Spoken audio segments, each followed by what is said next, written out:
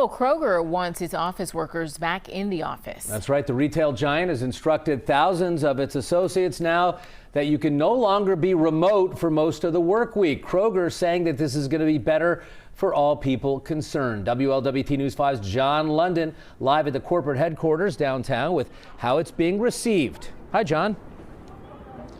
Mike, I got to tell you, if the Kroger decision was a product right now, you've got a lot of workers who would not be buying it. They are not happy about it, and they feel stuck. One remote worker saying there was no inkling that this was coming, and that it's perfectly understandable how over the Rhine and downtown businesses have a different take about it.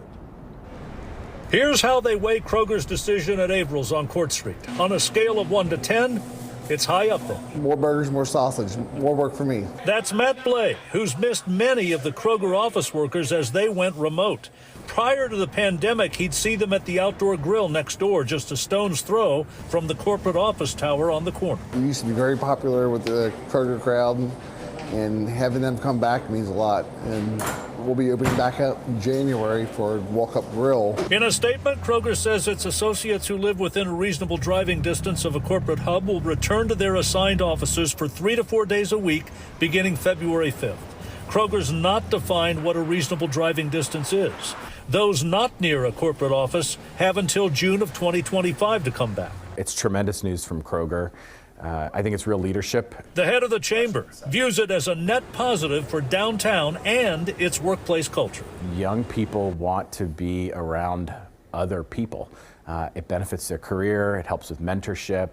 Togetherness matters. In an internal memo sent to us by an unnamed source, Kroger Senior Vice President Tim Massa wrote, "Some companies have brought back employees on a large scale for most of the week. Downtown-based Fifth Third Bancorp, one of the largest downtown employers, is in that group." Unhappy workers are being told they can request an exemption from HR. But any way you slice it, in the local shops nearby, it's an early Happy New Year greeting.